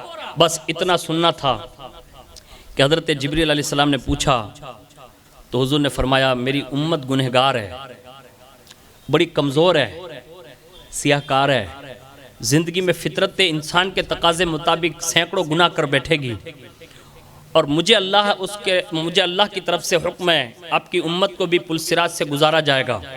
مجھے اس وقت امت کا پل صراط سے گزرنا یاد آ رہا ہے، اور امت اس صراط سے کیسے گزرے گی اس کا کوئی انتظام فی الحال نہیں ہے۔ میں دعا کرتا ہوں، مجھے اس وقت یہ یاد ستا رہی ہے کہ وہ بال سے زیادہ باریک، تلوار سے زیادہ تیز گناہوں کا بوجھ ہوگا سر پر امتیوں کے، وہ وہاں سے کیسے پار کریں گے؟ بس میری امت کے لیے کوئی اس معاملے میں اللہ کا حکم آ جائیں، بس یہ یاد ستا رہی ہے۔ دلہا بن رہے ہیں خود، لیکن امت کی یاد ستائی نا، رب کا حکم جو آتا ہے نا وہ سنیے۔ اسی وقت اللہ رب العزت نے حضرت جبریل علیہ السلام کو پیغام بھیجا، کہا جبریل میرے محبوب کو پیغام مسرت سنا دو، امت کی فکر نہ کریں۔ یہ ڈائریکٹ آرڈر آیا کہ آپ امت کی فکر نہ کریں، آپ کے نام لیوا جو پل صراط سے گزریں گے نا تو محبوب سن لو، پل صراط سے آپ کے امتیوں کو ایسے گزارا جائے گا کہ خود گزرنے والوں کو بھی پتہ نہ چلنے دیا جائے گا۔ سبحان اللہ سبحان اللہ۔ ہاں اس لیے اعلیٰ حضرت فرماتے ہیں پل سے اتارو راہ گزر کو خبر نہ ہو، جبریل پر بچھائے تو پر کو بھی خبر نہ ہو۔ اس انداز میں حضور دلہا معراج کا بنتے وقت امت کے پل صراط پار لگانے کا انتظام کر رہے ہیں۔ ہمیں بھی چاہیے عید میلاد النبی کے موقع پر اچھے کپڑے ضرور پہنیں، نو ڈاؤٹ پہننا ہی چاہیے، الحمدللہ حضور کا میلاد ہے، جتنی خوشی منا سکو کرو، ایک چھوٹا سا لباس لے کر کسی غریب کو بھی دے دیا۔ ہاں یہ میلاد ہے۔ ایک اگر آپ سے ہو سکے آپ اچھا کھانا پکائیں گے یا کہیں نیاز کا اور انتظام آپ کے لیے ہو یا دعوتیں ہوں، وہاں اس دعوتوں میں اپنے غریب دوست احباب یا غریب لوگوں کو شامل کر لیں، اس لیے کہ اس انداز میں اگر آپ نے یہ کیا نا تو یہ حضور کے میلاد کا کما حق کہو جو آپ کو فائدہ ملنے والا ہوگا نا وہ یوں ملے گا۔ یہ حضور صلی اللہ علیہ وسلم کی امت کے لیے اللہ رب العزت نے یہ انتظام فرما دیا، اور اس کے سوا رب کا مزید فرمان یہ جاری ہوا کہ محبوب آپ کی امت قبر سے جیسے اٹھے گی وہیں ایک براق کھڑی ہوگی، یعنی جنتی سواری رکھ دوں گا۔ یہ انتظام ہے حضور کی امت کے لیے۔ میں کہتا ہوں جب حضور دنیا اور آخرت دونوں کا انتظام کر کے حضور صلی اللہ علیہ وسلم نے ہمارے لیے اسباب مہیا کروا دیے تو اب امتیوں کو کتنا چاہیے۔ اور یہ درد اگر کوئی سمجھ سکا ہے نا تو دنیا اس سے معین الدین حسن سنجری کہتی ہے۔ ہاں، غریب نواز رضی اللہ تعالیٰ عنہ کے حوالے سے یہ بات بڑی مشہور ہے جو میں آپ کے سامنے پیش کر دے رہا ہوں تاکہ آپ کو یہ اندازہ ہوگا کہ حضور صلی اللہ علیہ وسلم کو جو فکر تھی نا کہ دور دور تک میرا دین پہنچے، کہاں سجستان اور اس کے سوا وہاں سے پھر نیشاپور سے بخارا، بخارے سے ہرون سے بغداد سے پھر مدینہ، مکہ، یہاں تک کہ سینکڑوں ممالک کا دورہ کرنے کے بعد آخری بار بغداد معلیٰ اور اپنے پیر و مرشد کی اجازت لے کر سلطان الہند غریب نواز رضی اللہ تعالی عنہ ہندوستان کی سرزمین پر مختلف مقامات کی سیر کرتے ہوئے 586 ہجری میں ہندوستان کی سرزمین پر 49 سال کی عمر میں تشریف لاتے ہیں۔ یعنی کہاں کا وہ دورہ جو 15 سال گھر سے نکلے تھے، 15 سال سے لے کر ہندوستان آنے تک 49 سال کی عمر ہو چکی تھی اور اس وقت ہندوستان میں تشریف لائے اور فرمایا گیا سن ہجری 633 96 سال کی عمر شریف میں آپ نے وصال فرمایا ہے۔ یعنی 47 سال کے عرصے میں، یعنی ہندوستان کا جو آخری حصہ اگر آپ گن لیں 49 سال کے تو تھے ہی، اب 47 سال کے عرصے میں تمام مورخین اور سیرت نگاروں کی کتابوں سے متفقہ طور پر یہ فیصلہ ملتا ہے کہ بنیادی طور پر کم از کم غریب نواز نے 47 سال کے اس عرصے میں ہندوستان میں رہتے ہوئے کم از کم 90 لاکھ غیر مسلموں کو کلمہ پڑھا کر مسلمان بنا دیا تھا۔ سبحان اللہ سبحان اللہ۔ یہ ایک روایت میں نے پیش کی، آگے سنیے۔ شیخ عبدالتواب صاحب لکھتے ہیں اگرچہ بعض مورخین نے 1 کروڑ سے لے کر 3 کروڑ تک کا بھی لکھا ہے، یعنی 3 کروڑ لوگوں کو مصطفیٰ جان رحمت کے دین میں داخلہ دلواتے ہیں، اور اس کے سوا فرماتے ہیں اگر یہ اختلافات روایت کو چھوڑے تو کم از کم 90 لاکھ انسان 47 سال میں داخل کرنا یہ آسان نہ تھا، یہ آسان نہ تھا، لیکن حضور کا جو درد دیا ہوا تھا نا کہ امت کی فکر لے کر جانا، غریب نواز رضی اللہ تعالیٰ عنہ نے کہیں زیادہ ٹھہراؤ پسند نہ کیا، بہت جلدی ہندوستان تشریف آنے کی سوچ تھی، اور جب بھی کسی نے روکنے کی کوشش کی اور کہا رک جائیں، دعوت دی کہا رک جائیں، کہا 1 دن، ہفتہ دن، زیادہ سے زیادہ 1 ماہ، اس سے زیادہ کہیں نہیں رکے۔ لوگوں نے پوچھا آپ نے یہ سفر اتنا جلدی طے کیوں کیا؟ فرمایا نانا نے جو خطہ بتایا تھا نا وہاں پہنچنا مقصد تھا، یہ مقصد تھا۔ اور اسی میں آپ کو بتا دوں اس 47 سال کو اگر آپ تقسیم کر لیں، فرمایا اس تعداد کو اگر سال اور دن میں تقسیم کر کے دیکھیں نا تو 1 سال میں 1,90,489، 1 مہینے میں 15,957، 1 دن میں 521 غیر مسلموں کو روزانہ غریب نواز کلمہ پڑھاتے ہوئے نظر آتے ہیں۔ یعنی یہ حساب انہوں نے کر کے بتایا، پتہ یہ چلا کہ غریب نواز کو یہ ہمدردی تھی کہ میرے نانا کا دین کا ڈنکا پورے ہندوستان میں بجنا چاہیے۔ آج ہم اور آپ بھی ہیں، ہمارے یہاں حالات یہ بنے ہوئے ہیں کہ ہم خود ہی اپنے گھروں میں دوسروں کے بھجن بجاتے ہیں۔ ہو رہا ہے شادیوں کے موقع پر آپ کیا کر رہے ہیں؟ گھر بھی تو کروا رہے ہیں۔ میں کہتا ہوں جب دوسروں کے گیت آپ کے گھر میں خود ہی آپ کا بچہ سنے گا تو کیا کبھی وہ مصطفیٰ کی نعت سننے کے لیے تیار ہوگا؟ کبھی نہیں ہوگا۔ اس لیے ہمیں اپنا دین سکھانے کے لیے اپنے گھر کا ماحول بھی فکر امت کے تقاضے کے مطابق، کم از کم دوسروں کے بچوں کی فکر نہیں کرتے، اپنے بچوں کی تو فکر کرو کہ ان کا ایمان سلامت رہے، اور یہ غریب نواز رضی اللہ تعالیٰ عنہ نے کر کے بتایا۔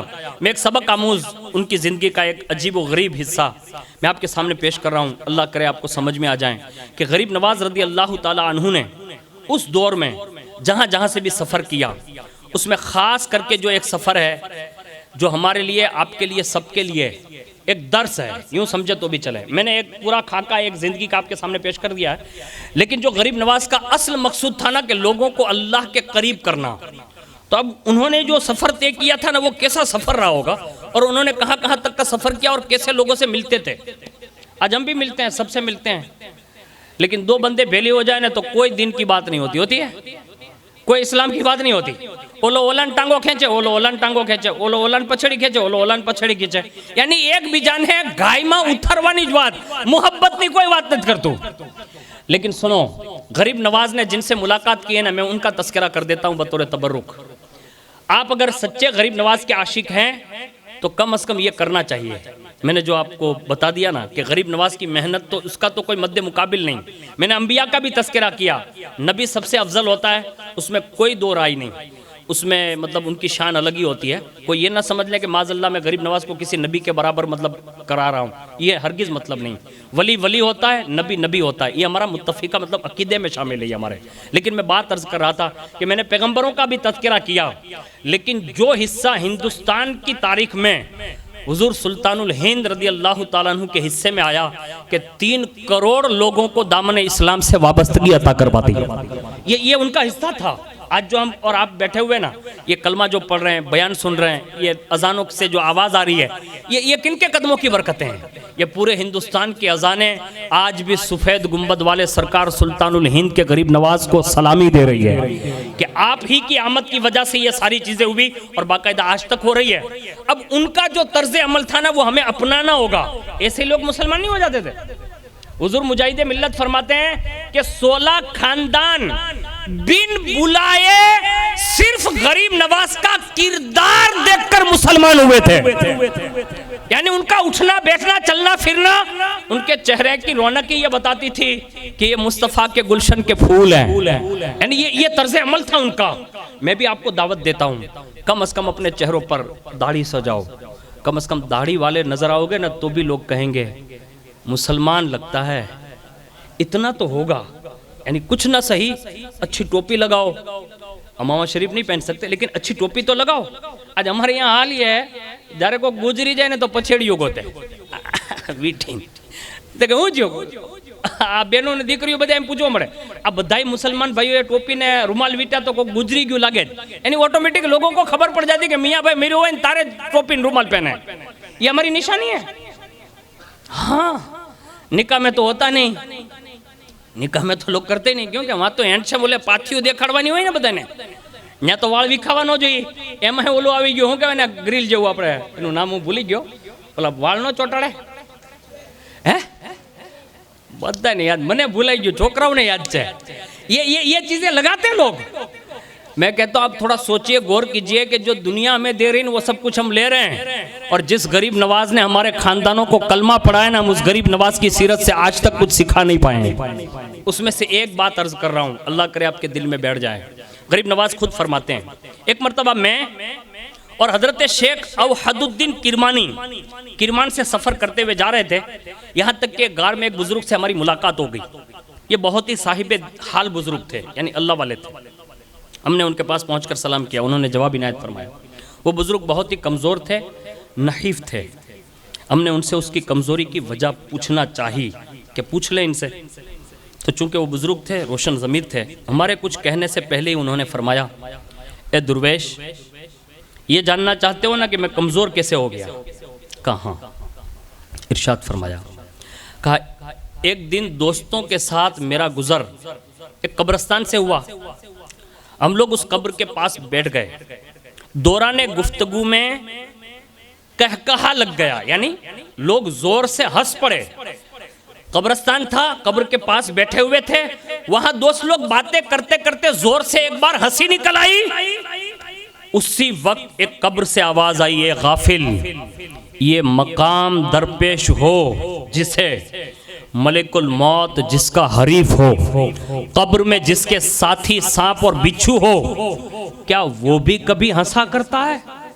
यानी ये कब्र से आवाज आई. कौन कह रहे हैं? जिसको गरीब नवाज मुलाकात के लिए गए थे वो कह रहे हैं कि कमजोर इसलिए हो गया हूं कि वो आवाज आई थी कि जिसका पीछा हजरत मलिकुल मौत करते हो اور جس کو قبر میں ڈال دیا جائے گا اور سانپ اور بچھو کا اس کا گھر ہوگا، کیا وہ بھی کہیں ہنستا ہے؟ بس وہ بزرگ فرماتے ہیں اتنا سننا تھا کہ میری حالت بدلی، میں نے دوستوں کو سلام کیا اور اس کے بعد میں اسی غار میں یہاں آ کر مقیم ہو گیا ہوں، اور اس واقعے کو 40 سال بیت گئے ہیں، لیکن کہتے ہیں آج بھی اس بات کو سوچ سوچ کر پگھل رہا ہوں اور شرمندہ ہوں۔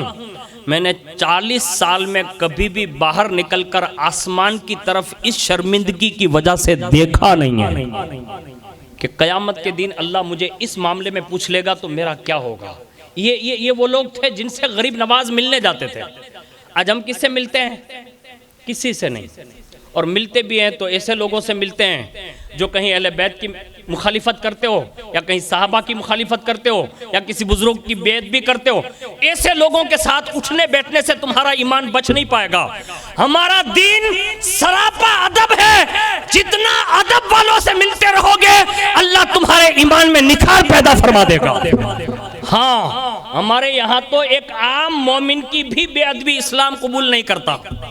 ہاں، آج لوگ صحابہ پر طنز کر رہے ہیں، اہل بیت پہ طنز ہو رہا ہے، ماں خاتون جنت پہ لوگ بات کر رہے ہیں، مولا کائنات پہ بات کر رہے ہیں، صدیق اکبر، فاروق اعظم، عثمان غنی پہ بات کر رہے ہیں۔ یعنی یہ دور بھی اب لوگوں کو دیکھنا تھا کہ رسول اللہ کے یاروں اور رسول اللہ کے گھر والوں پر بھی کوئی تبصرہ کریں گے۔ اللہ کے لیے ہم سب کو ہوش کے ناخن لینے چاہیے، کبھی بھی کسی بزرگ کے حوالے سے ایک جملہ کہنے سے پہلے کروڑوں مرتبہ سوچ لینا چاہیے کہ کہیں ہمارا ایمان ہم سے رخصت نہ ہو جائے۔ ہاں، اس لیے کہ اعلیٰ حضرت کی تحقیق ہے، فیض احمد اویسی صاحب نے شرح ادائی کے بخشش میں لکھا ہے، اگر کسی عالم ربانی کی بھی کسی نے توہین کر دی، ان قریب وہ رسول اللہ کی توہین کرے گا، اور جو رسول اللہ کی توہین کرے گا وہ ایمان پہ مرے گا، وہ بے ایمان ہو کر مرے گا۔ ہمیں اور آپ کو یہ اجازت نہیں ہے، ہمیں ایسے لوگوں سے ملنا چاہیے جو غریب نواز نے ملاقات کی ہے۔ غریب نواز کی سیرت اٹھا کر دیکھیے، سبزہ وار جب تشریف لے گئے نا تو وہاں ایک بہت بڑے بزرگ تھے اس زمانے کے، محمد یادگار ان کا نام ہے، ان کا ایک بہت بڑا باغ تھا۔ کسی نے ان کو صحابہ کرام کے خلاف بھڑکا دیا، یعنی حضرت صدیق اکبر، فاروق اعظم، عثمان غنی، تینوں صحابہ کے حوالے سے بھڑکا دیا۔ اب وہ اپنے زمانے کے مطابق بھڑکانے کی مترادف یہ معاوضت میں یعنی موافقت میں صرف صدیق اکبر، فاروق اعظم اور عثمان غنی کا دل میں صرف بغض رکھنے لگے، بس تبصرہ نہیں کرتے تھے لیکن بغض رکھا۔ بغض کیا تھا؟ صرف اتنا کہ جس کو بھی دیکھتے نا کہ کسی کا نام صدیق ہوتے تو اس کو ڈانٹتے، کسی کو دیکھتے نا اس کا نام عمر ہے اس کو ڈانٹتے، کسی کا نام عثمان ہے تو اس کو ڈانٹتے، یعنی اس کے خلاف باتیں کرتے۔ حضور سرکار غریب نواز کی تاریخ میں لکھا ہے کہ جب سبزہ وار میں داخل ہوئے نا تو غریب نواز کا پہلا قیام اس کے باغ میں ہوا۔ کس کے؟ یہ جو یہ ربز کی طرف خالی ان کا رجحان ہوا تھا لوگوں کے بہکانے پر صحابہ کے حوالے سے، بس وہ اندر جا ہی رہے تھے، اندر جا رہے تھے تو خادم نے کہا حضور یہ باغ میں نہ رکے۔ کہا کیوں؟ کہا یہ محمد یادگار کا ہے، بس نام خالی سنا نا، تو کہا اب معین الدین یہیں رکے گا، یعنی اندر گئے نہیں رکے، اندر گئے، کہا یہیں رکے گا۔ کہا حضور وہ بہت سخت دل ہے اور یہ ان کا باغ ہے، آپ کی کوئی بیعت بھی نہ کر لیں۔ قربان جائیں، عطائے رسول بن کر آئے تھے، رسول اللہ کی عطا بن کر آئے تھے نا، سبق سکھانا تھا اس بادشاہ کے مالک کو، محمد یادگار کو۔ گئے اندر، اپنی نماز وغیرہ شروع کر دی، خادموں سے کہا بیٹھ جاؤ، سب بیٹھ گئے۔ تھوڑی دیر ہوئی نا تو وہ بندہ آیا اور جیسے آئے نا تو لوگوں کو دیکھ لیا، کہا یہ لوگ کون ہیں؟ تو کہا کہ یہ ایک درویش آئے ہوئے ہیں، اندر ہے اور وہ انہی کے ساتھ میں ہے، بس اتنا سنا۔ وہ بھی گئے اور جیسے وہ حضور غریب نواز کے بالکل قریب گئے تو مورخ لکھتا ہے کہ حضور سرکار غریب نواز کی ایک نگاہ مبارک کا اثر یہ ہوا، صرف ایک نظر، کوئی بات نہیں، ابھی گفتگو نہیں، صرف ایک نگاہ کرم کا ایسا اثر ہوا کہ ان پر جیسے بجلی گری ہو، تاب نہ لا سکے، غریب نواز کی ایک نگاہ میں دھڑاک کر نیچے زمین پر تشریف لائے اور بے ہوش ہو گئے۔ یعنی کون؟ یہ محمد یادگار بے ہوش ہو گئے، گر گئے نیچے۔ اور جیسے ہی محمد یادگار مطلب بے ہوش ہو گئے تو خادم لوگ پریشان ہو گئے، یعنی ان کے ساتھ بھی لوگ آئے تھے نا تو وہ بھی پریشان ہو گئے، انہوں نے کہا حضور یہ کیا ہو گیا؟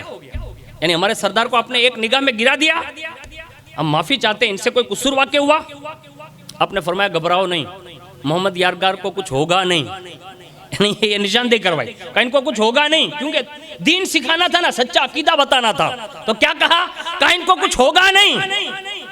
چند لمحوں کے لیے یہ اس نہج سے گزر رہے ہیں بس، یعنی بے ہوش رہنے دیا، اور تھوڑی دیر کے بعد اپنے خادم سے فرمایا، کہا پانی لیا، پانی لائے۔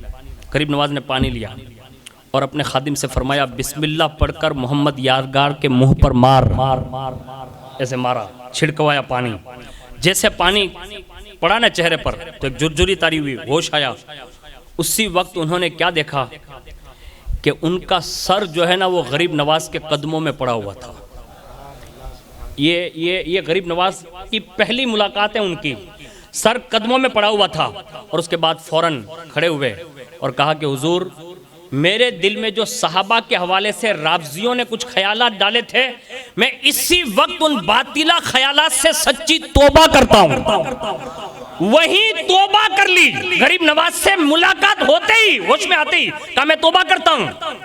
اور جب انہوں نے توبہ کر لی نا تو غریب نواز نے اسے چھوڑا نہیں، کیونکہ آج بھی حالات بڑے نازک گزر رہے ہیں، یعنی سینکڑوں لوگ معاذ اللہ رب العالمین کھلے عام صدیق اکبر کو معاذ اللہ برا بھلا کہہ رہے ہیں۔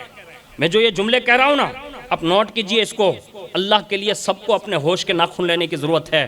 ہمارے یہاں یہ دستور ہے، پنجتن پاک 4 یار سے لے کر حضرت امیر معاویہ رضی اللہ تعالیٰ عنہ اور رسول اللہ کے 1 لاکھ کم و بیش 24,000 صحابہ، یہ اس درجے پر فائز ہیں کہ حضرت بدیع الدین زندہ شاہ مدار فرماتے ہیں کہ رسول اللہ کا ہر صحابی وراء الورا کی منزل پر فائز ہوتا ہے۔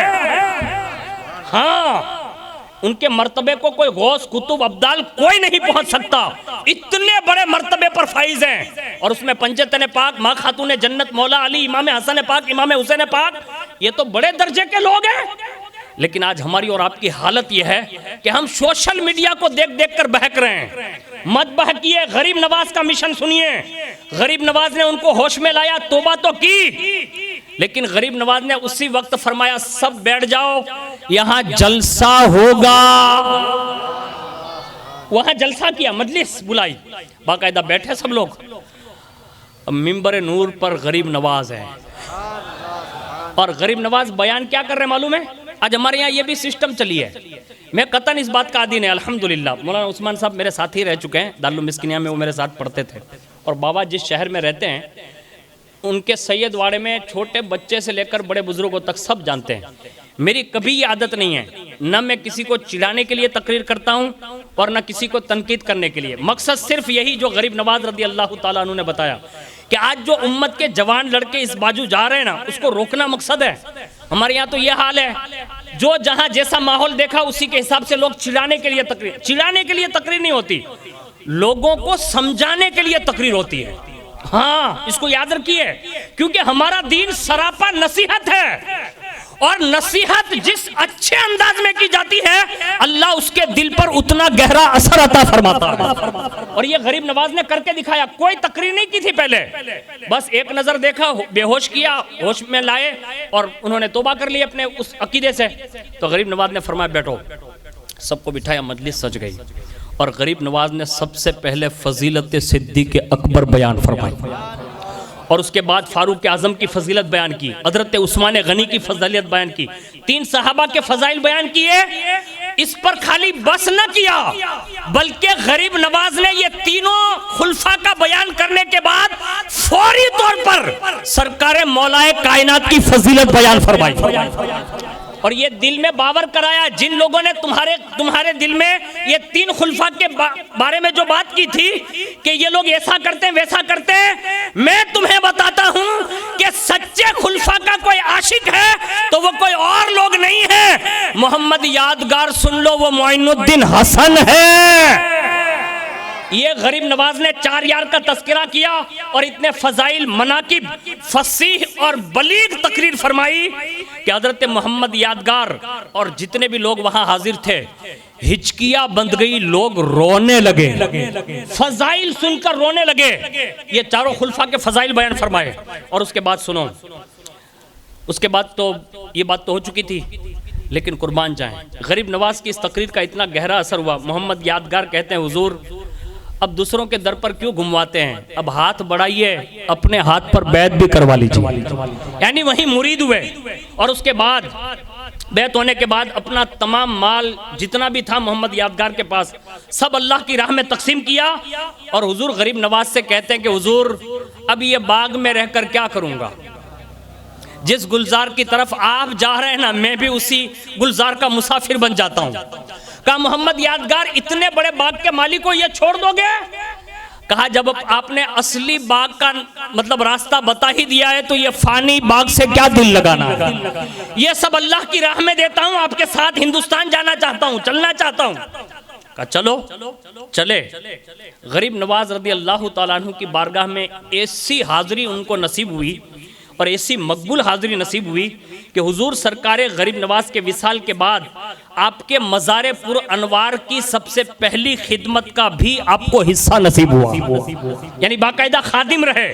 دوسرے نمبر پر لکھا ہے کہ سرکار غریب نواز کے دربار کی خدمت کا صلہ یہ ملا کہ ان کے قدموں میں مرنا بھی نصیب ہوا، دو نعمت ملی۔ اور تیسرے نمبر پر فرماتے ہیں کہ آپ کا مزار شریف یعنی محمد یادگار علیہ رحمہ کا مزار شریف سرکار غریب نواز کے روضہ پاک سے پورب کی جانب اولیاء مسجد کے دکھن جانب حضور غریب نواز کے روضے کے احاطے میں موجود ہیں، یعنی قرب میں سلایا ہوا ہے، قریب میں سلایا ہوا ہے مسجد اولیاء کی طرف۔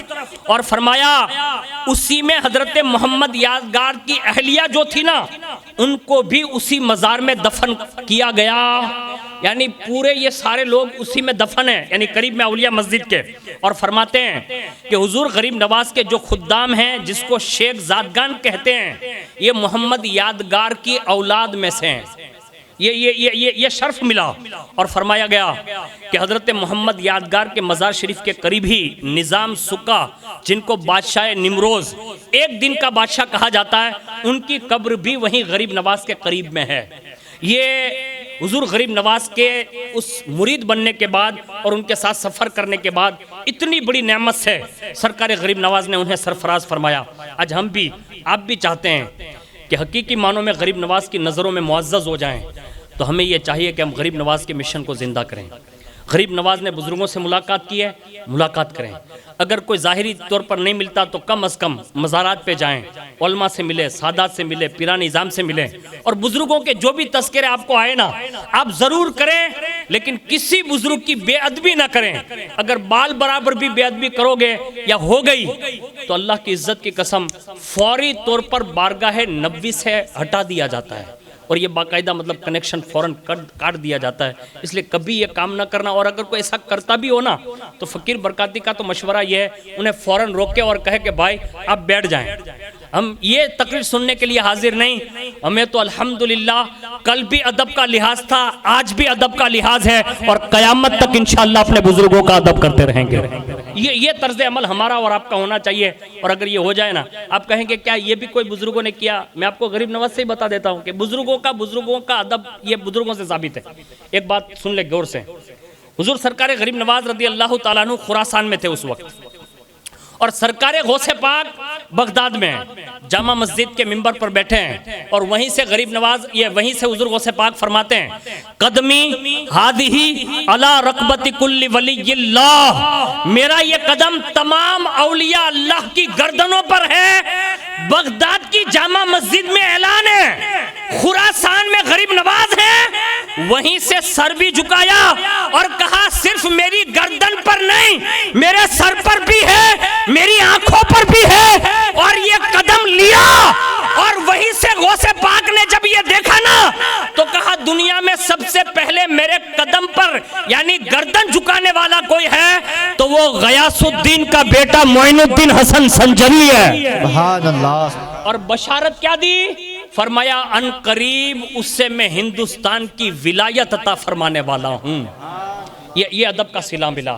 آج ہمیں بھی چاہیے سادات کا ادب کریں, علماء کا ادب کریں, پیران نظام کا ادب کریں, آگے ہمارے جتنے بزرگ ہیں ان سب کا ادب کریں. اپنی زبان جو ہے نا اس کو خوب سنبھال کر رکھیں, بے ادبی کا کوئی جملہ نہ نکالیں. یہی ہمارا دین ہے اور یہی ہمارا پیغام پوری دنیا لیول پر ہے. یہاں تک کہ میں نے پڑھا ہے, جو میں عرض کروں نا تو بات زیادہ ہو جائے گی, لیکن میں نے جہاں تک پڑھا ہے, اب قرآن عظیم اٹھا کر دیکھیے, کسی معبودان باطل کو بھی گالی دینے سے منع فرمایا ہے قرآن میں. اب سمجھ رہے میری بات؟ یعنی دوسرے کے کسی کو گالی دینے سے منع فرما دیا. یعنی وہ معبودان باطل ہونے کے باوجود بھی قرآن یہ کہہ رہا ہے کہ اس کو گالی نہ دو. حدیث شریف اٹھا کر دیکھیے, حضور نے خود منع فرمایا, کہا کوئی بھی کسی کے خدا کو مطلب یعنی باطل خدا کو گالی نہ دے. لوگوں نے کہا حضور ایسا کیوں؟ تو کہا میرے رب نے منع فرمایا, اور فرمایا کہ اگر تم ان کے خداؤں کو گالی دو گے تو وہ معاذ اللہ تمہارے خدا کو گالی دے گا. یہی ہوگا نا. حضور نے ایک جگہ پر فرمایا ایک وقت ایسا آئے گا کہ لوگ اپنے ماں باپ کو گالی دیں گے.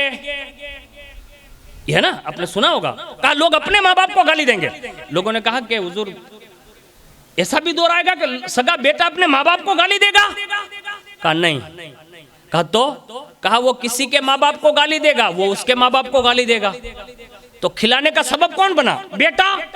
اس لیے ہمیں اور آپ کو یہ چیزوں پر تبصرہ کرنے کی ضرورت نہیں ہے, اور نہ ہمیں یہ چیزوں کی طرف بڑھنے کی ضرورت ہے. ہمیں اپنا دین کیسے زندہ باقی رکھنا ہے نا, اس کی فکر کرنے کی ضرورت ہے. 5 وقت کی نماز پابندی سے پڑھیں, مالک نصاب زکوٰۃ دیں, حج کے استطاعت رکھتے حج کریں, رمضان شریف ملے آپ روزے رکھیں, جتنی سنتیں آپ جانتے ہیں حضور کے طریقے اس پر عمل کریں.